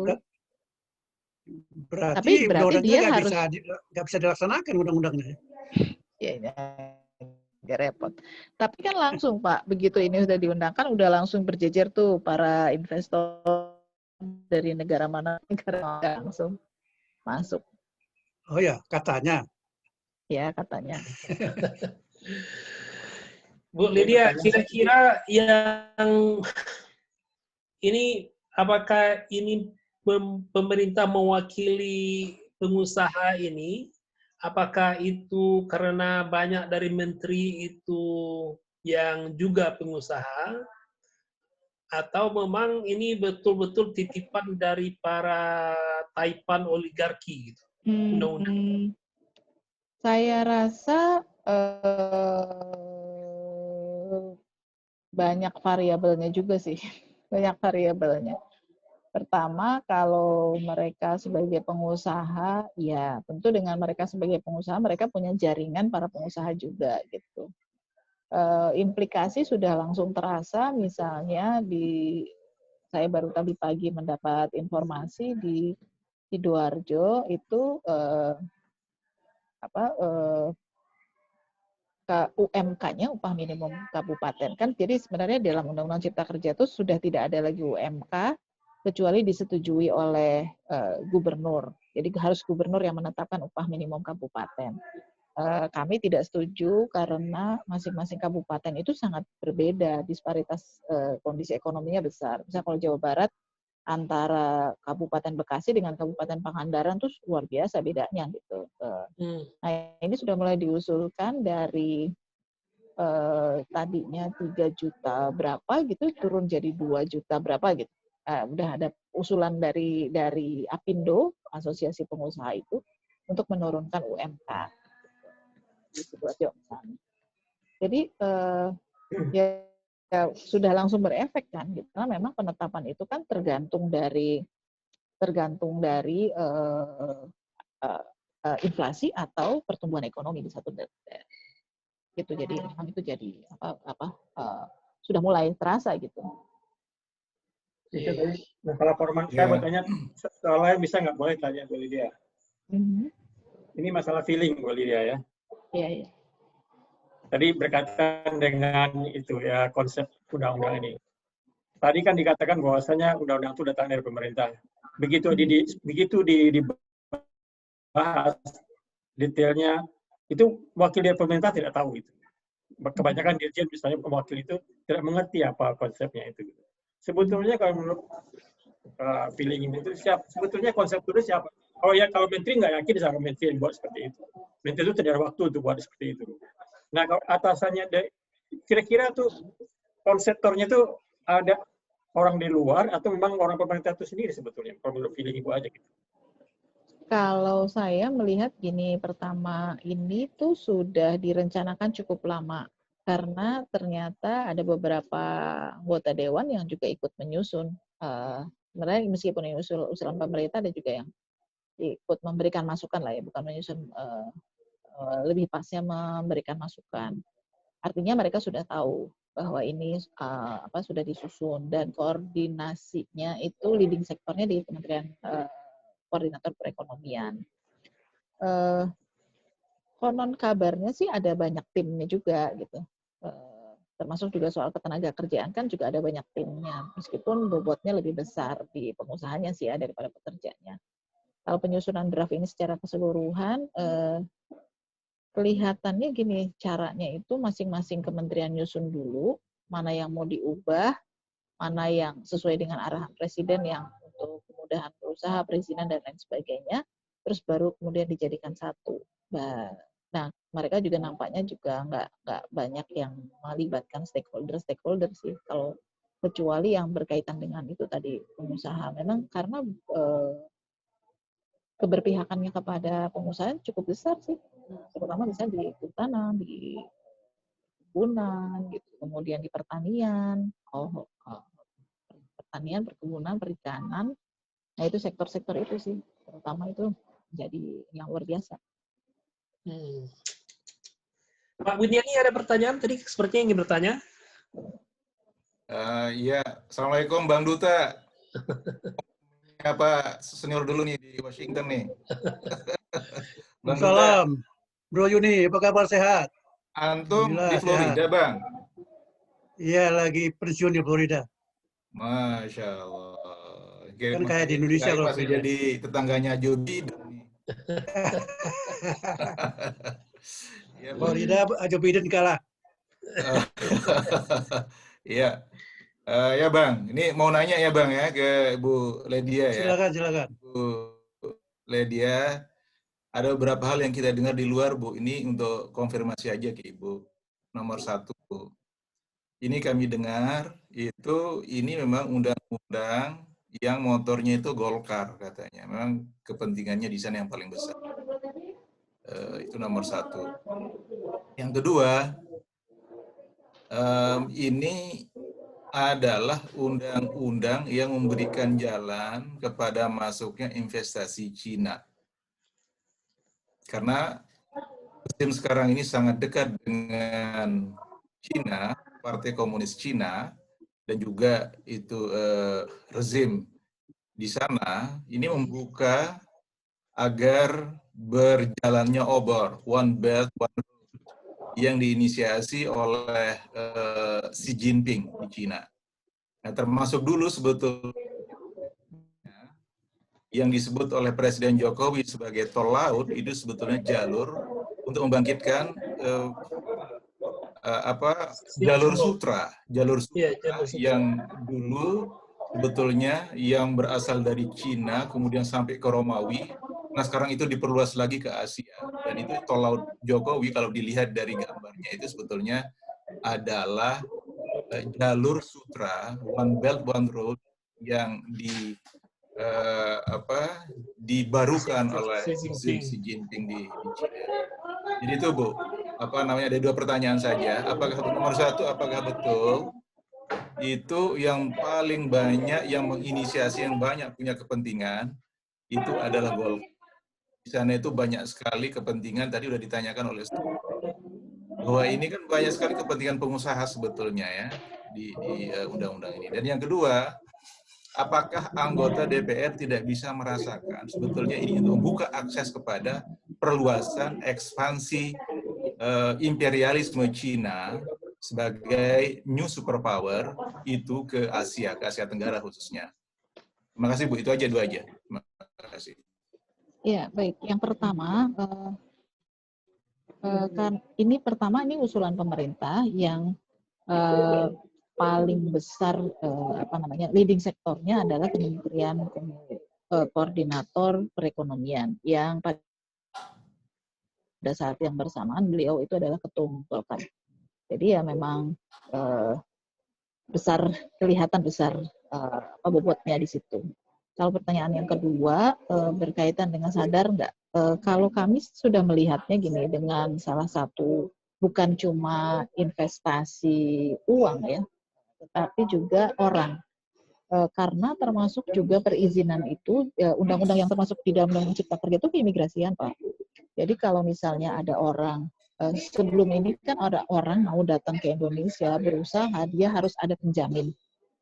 Sekarang ini di dalam Undang-Undang Cipta Kerja yang kemarin akhirnya disetujui itu, kalau ada orang yang mau buka usaha di Indonesia, statusnya dia adalah sebagai penanam saham, pemilik saham, pemilik modal, atau dia jadi direktur, maka udah nggak perlu lagi ada penjamin orang di Indonesia menjadi penjamin. Itu langsung bisa dilakukan. Bisa masuk. Nah, kemudian konsep ketenaga kerjaan, harusnya setiap perusahaan yang akan mempekerjakan tenaga kerja asing itu harus membuat RPTKA, rencana penggunaan tenaga kerja asing. Tapi mereka bikin rencana, dilaporkan. Tapi pada saatnya ada orang asing datang dan kemudian mereka harus pakai memasukkan jumlah berapa dan detail-detailnya itu udah nggak perlu izin kan, udah tadi. Jadi konsepnya ini adalah perizinan berusaha itu satu di awal. Jadi yang tadinya ada hal-hal yang terkait lebih teknis lagi tentang izin penempatan, dia mau di mana taruhnya dan lain sebagainya, orangnya datang untuk melakukan klarifikasi perizinan aturan itu sudah nggak ada aturan. Kemudian kita nih sebenarnya di dalam perikanan, misalnya undang-undang perikanan, kapal berbendera asing yang beroperasi di zona ekonomi eksklusif Indonesia di undang-undang lama itu harus mempekerjakan minimal 70% ABK-nya WNI.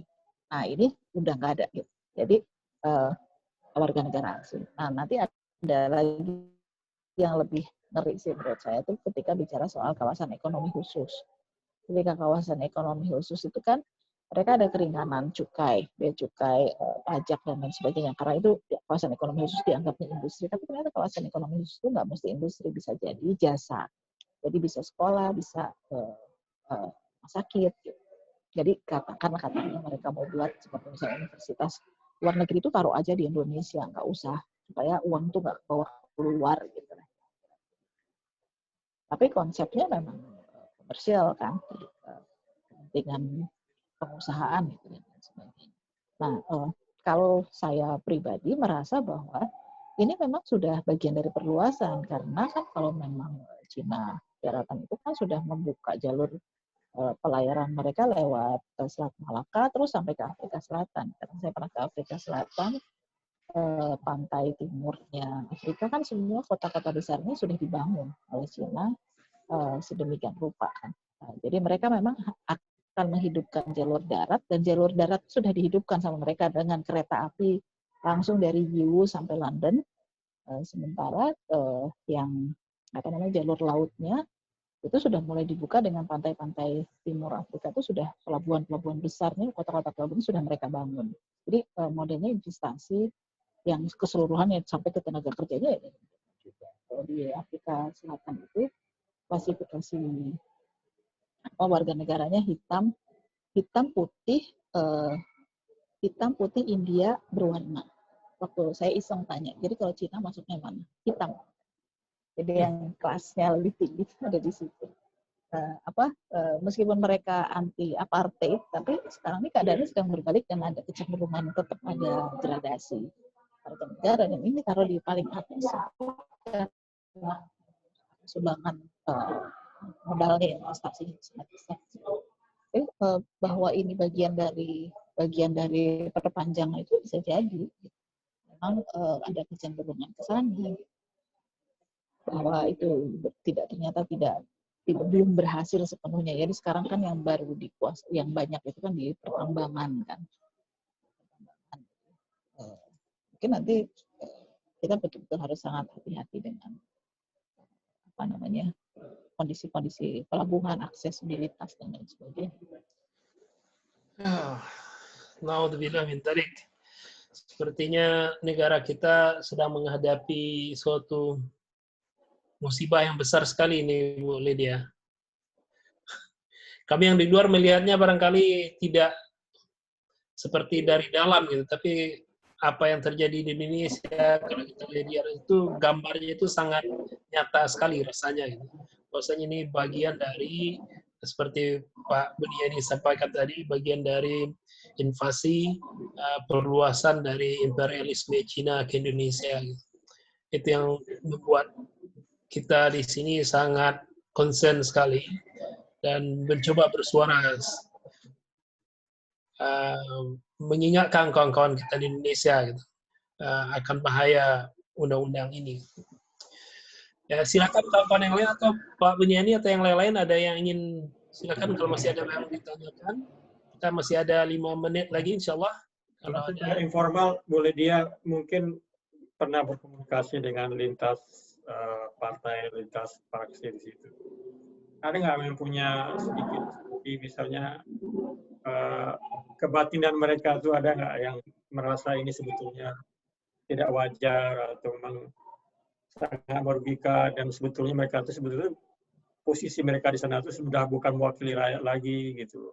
Apa ada nggak pernah secara informal bicara-bicara seperti itu dengan lintas partai, lintas fraksi seperti itu? Karena ini kan luar biasa persekongkolan dari wakil-wakil rakyat yang di sana itu dia bukan mewakili rakyat sebetulnya gitu. Jadi bagaimana cukup banyak kebatinan orang yang di luar fraksinya boleh dia di sana itu. Good question. Saya juga tadi sebenarnya terpikir itu juga. Bagaimana sih perasaan orang-orang yang ya itulah partai-partai yang pendukung pemerintah gitu atau pemerintah sendiri gitu. Gimana sih perasaan mereka secara individual terlepas dari keterikatan mereka harus mengikuti suara partai gitu. Secara individu bagaimana mereka?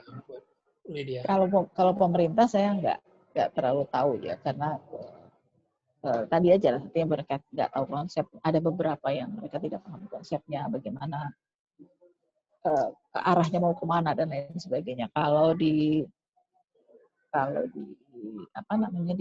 teman-teman fraksi lain, secara personal sih pada sejumlah isu itu seringkali juga berseberangan sama pemerintah. pada misalnya soal isu-isu kehutanan, isu-isu UKM, isu-isu dan beberapa isu lagi ya. Jadi cuma kan gini, kalau anggota DPR itu peserta pemilu kan dalam Undang-Undang Dasar kita adalah partai politik, dan anggota dewan itu we are not fully independent kan kita juga tergantung dengan fraksi kita.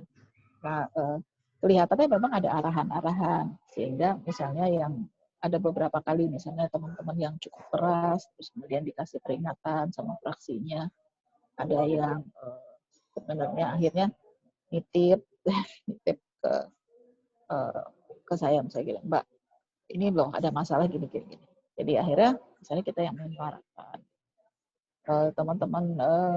Teman-teman dari PDIP, dari Golkar ada juga sih yang satu dua isu yang mereka merasa bahwa ini nggak begini mestinya. Cuma memang mostly memang sudah ada arahan dari fraksinya masing-masing harus bagaimana. Jadi kalau mereka itu sebagai wakil rakyat sebenarnya sudah tidak mewakili rakyat lagi, karena mereka lebih harus mewakili suara partai. Pada isu-isu tertentu mereka menyuarakan, pada isu-isu tertentu mereka termasuk kadang-kadang juga termasuk yang keras. Gitu. Itu mungkin di dalam pembahasan, tapi di pleno di paripurnanya di plenonya penetapannya pasti sudah kalau ada. Sudah di paripurna udah nggak ada lagi. Biasanya memang itu sudah domainnya partai politik. Pimpinannya. Ya. Jadi maksudnya pertanyaan itu mereka tidak menyadari bahwasanya menggaji mereka itu rakyat, tapi dia tidak mewakili rakyat gitu. Artinya seperti konsep undang-undang seperti ini kan sebetulnya tidak ada sedikit pun berpihak kepada rakyat kecil gitu. Ini hanya dia sebutkan undang-undang cipta kerja, ya memang cipta kerja itu artinya memang yang menciptakan kerja itu pengusaha, tapi yang menguntungkan itu ya yang dapat itu ya pengusaha, kerjanya sebetulnya. Namanya aja undang cipta kerja. Memang diciptakan kerja, tapi kerja diciptakan itu hasilnya hanya untuk pengusaha gitu, bukan rakyat pencari kerja sebetulnya. Ini yang kita khawatirkan. Apalagi sekarang kan sudah mulai, dulu di reformasi sangat digalakkan desentralisasi. Sekarang banyak sekali undang-undang di daerah yang ditarik ke pusat gitu. Ini artinya kan kita sudah mundur sekian puluh tahun lagi. Ya, ini termasuk kewenangan, Pak.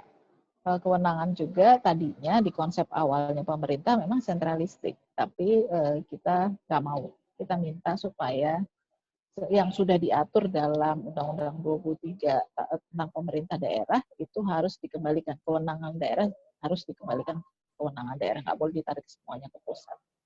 Karena alasan pemerintah kan gini, kan repot, udah izin di pusat, izin di daerah. Sebenarnya kan kalau bisa dibuat sistem kan bisa jadi lebih mudah kan.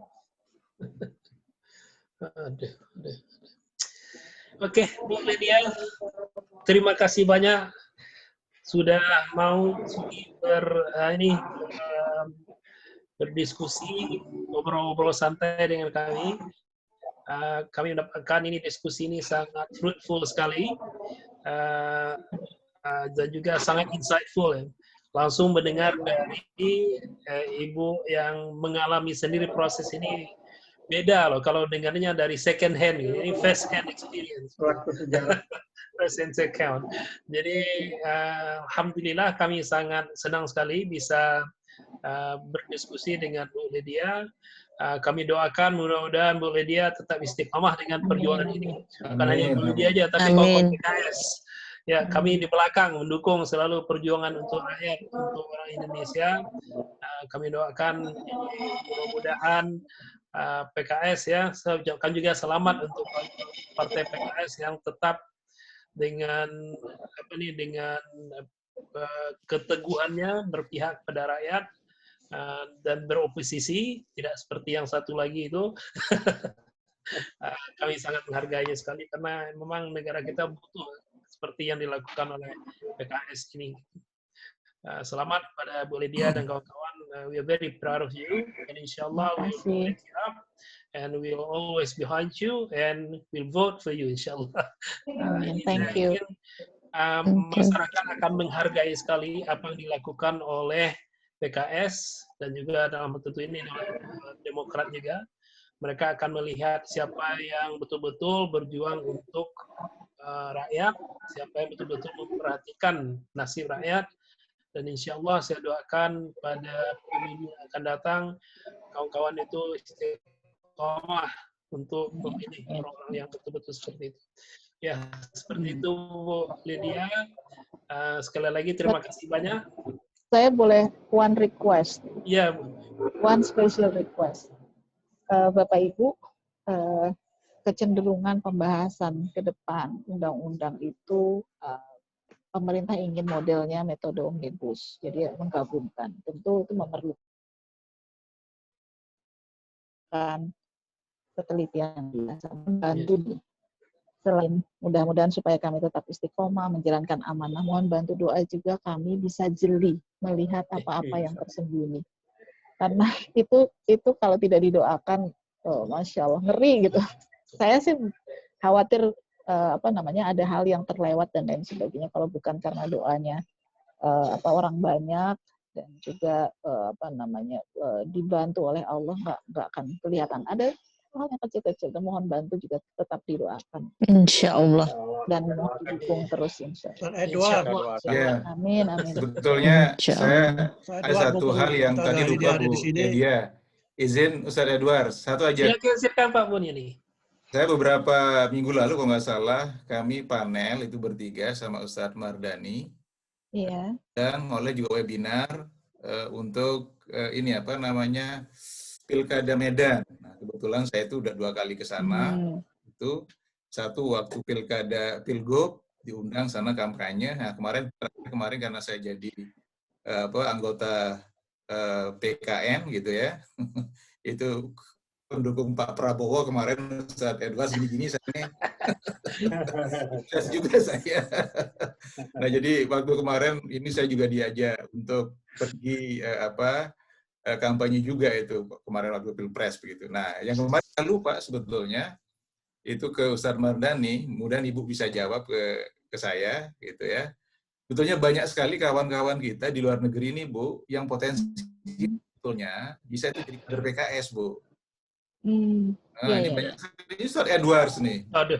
Ini belum lagi Pak Halim nih, Duta nih di Washington gitu. Washington DC, banyak sekali nih, yang bagus gitu ya. Nah, kebetulan kemarin dulu sempat saya lihat itu ada iklan untuk rekrutmen gitu ya. Tidak tahu apakah memungkinkan gitu ya di PKS itu mempertimbangkan melakukan rekrutmen dari kawan-kawan yang ada di luar negeri. Banyak sekali nih Bu, bahan mentahnya udah bagus ini.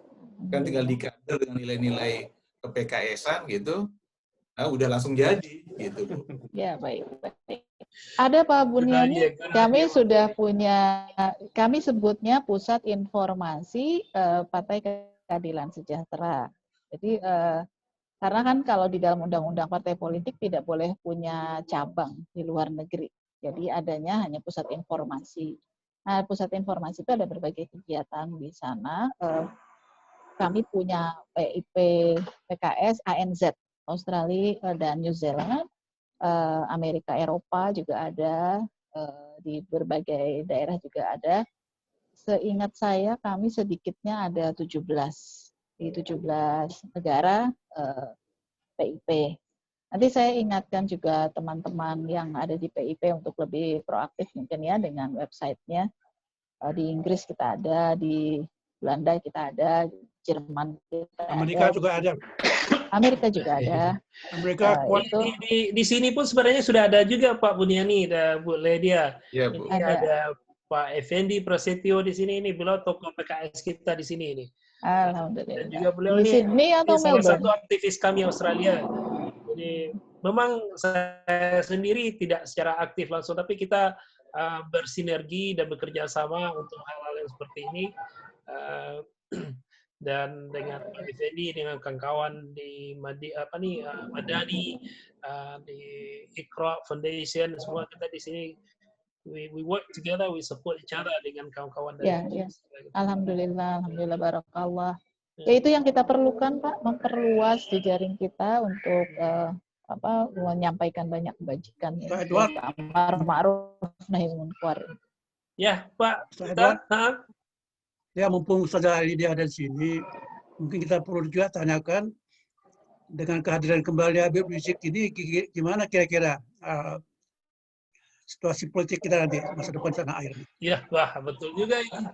Ya, betul juga. Makanya Majelis Suronya udah hadir tuh, Ustaz Zufri itu. Iya. Oh iya. Gimana?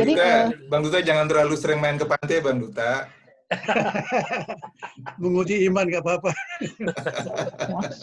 Serem amat tuh menguji iman. Jadi kalau melihat secara umum ya, pertama kan kehadiran Habib Rizik, beliau sebagai pimpinan dari FPI ya, imam besar FPI. FPI-nya sendiri sebagai sebuah ormas dalam undang-undang ormas itu kan sebenarnya ada perlindungannya ya, ada pengaturannya dan ada perlindungannya. Mestinya memang bisa dijaga dengan gini, dalam undang-undang ormas tidak bisa dibubarkan karena dia berasas Islam misalnya, tidak bisa. Jadi memang persoalannya adalah ketika undang-undang ormas yang baru yang lebih ke sini ya, maksudnya sebelumnya itu ormas itu hanya bisa dibubarkan dengan keputusan pengadilan. Sekarang ormas itu bisa dibubarkan atas pemerintah bisa membubarkan. Kemudian kehadiran beliau sebenarnya ini menjadi bagian dari kalau kita benar menyatakan berdemokrasi sih mestinya ada orang yang berbeda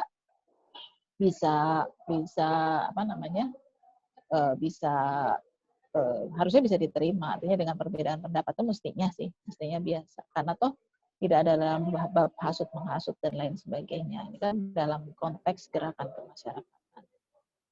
Di kita ini pada saat ini memang hal-hal yang berbeda pendapat itu bukan jadi nggak bisa diterima lagi gitu. Yang agak runyam juga ya sebenarnya. Nah, kalau seseorang itu dipandang sebagai ancaman, tindakannya pasti akan jadi sebagai menghadapi ancaman. Padahal kalau dianggap sebagai katakanlah pemberi nasihat dan lain sebagainya, tentu harusnya beda lagi kan tindakannya. Nah, kita sih berharap ini beliau ini kan warga negara Indonesia yang juga punya haknya sebagai warga negara Indonesia, maka tentu dengan segala kelebihan dan kekurangan kita sebagai manusia, tentu kita berharap tidak ada tindakan-tindakan yang melanggar hukum terhadap beliau gitu. Mestinya sih diterima sebagai warga negara, tidak ada sampai sejauh ini kan tidak ada tuntutan terkait dengan pidana, juga jangan dikriminalisasi karena hak warga negara kan kita juga harus bebas dari diskriminasi,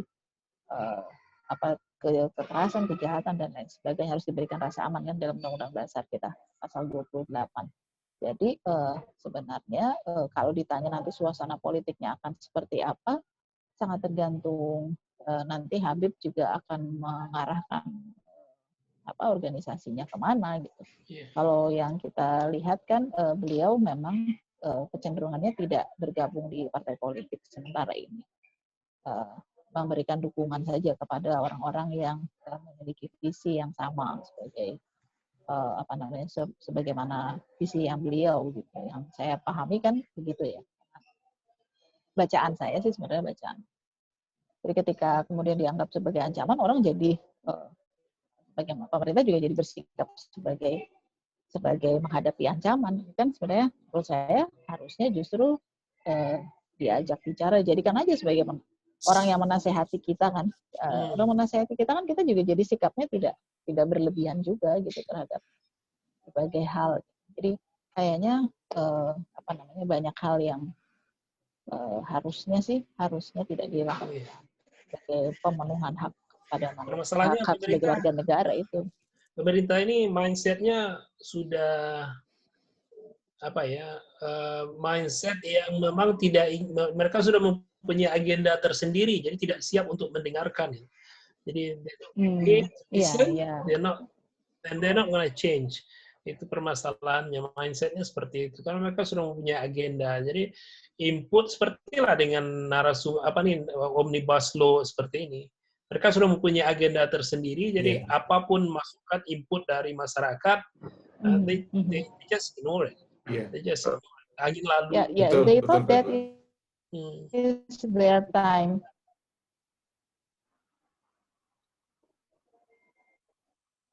Itu pahamnya namanya paham mumpungisme, pahamnya namanya.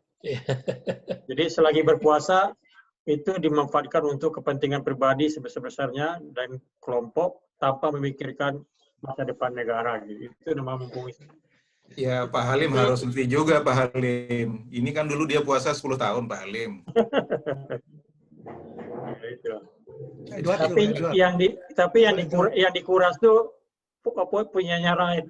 Potensi rakyat yang dikuras gitu, itu persoalannya. Iya, Pak. Insya Allah kita doakan mudah-mudahan semua potensi bangsa ini, Bu Lydia, baik itu PKS, baik itu Habib Rizik, kemudian kita ada kami, apalagi sekarang mungkin Pak Amin, ada lagi sekarang Masyumi, insya Allah semua ribun. Saya feel optimis lah, mudah-mudahan walaupun beda kendaraan, kita bisa bersatu. Ya Pak Duta? Gelora disebut, Partai Gelora. Partai Gelora, ada PKB, ada P3, kita harusnya menaruh harapan juga. Mudah-mudahan kalau bisa bergabung, why not gitu. Gelora udah nggak bisa, Bang Duta. Itu rapat ya? Iya, Fahri Hamzah itu sudah jadi tim kampanyenya itu. Jokowi di Medan, Pak, Bang Duta. Bang Duta agak kurang update nih, Bang Duta nih. Orang itu cuma Gelora sudah tidak bergelora katanya. mau mancing di Puliat aja. Ya, kita lihat saya sepak terjangnya gimana. Let them prove themselves gitu. Bu Lydia, ini maaf ini, saya mohon maaf sekali lagi sudah lewat ini. Dan sekali lagi, jazakillah khairan katsiran. Mudah-mudahan Allah memberi balasan yang berlimpah Bu Lydia ini atas kesempatan ini. Diskusinya sangat menarik sekali, kita relax dan tapi tetap sangat sangat informatif dan mencerahkan. Terima kasih Bu Lydia. Lagi kami doakan all the best ya, semua tetap istiqomah dengan perjuangan Bu Lydia dengan kawan-kawan PKS. Mudah-mudahan Allah membimbing kita semuanya dan memberi kekuatan kita dalam melaksanakan tugas sebagai wakil rakyat untuk betul menjalankan amanah wakil rakyat. Doa kami selalu sekali lagi mudah-mudahan bermanfaat untuk kawan-kawan juga yang ada di sini maupun yang menonton di Facebook dan di YouTube. Mudah-mudahan mendapatkan informasi ini menambah wawasan kita dan pengetahuan kita, insyaallah. Kita tutup pengajian diskusi kita ini dengan doa kafaratul majelis. Subhanakallahumma wa bihamdika asyhadu an la ilaha illa anta astaghfiruka wa atubu ilaik. Wa sallallahu nabiyyina Muhammadin sallallahu alaihi wasallam wa ala alihi wa sahbihi ajmain.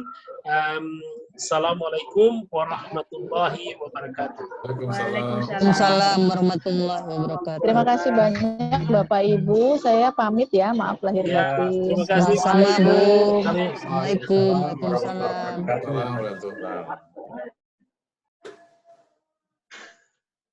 Aduh.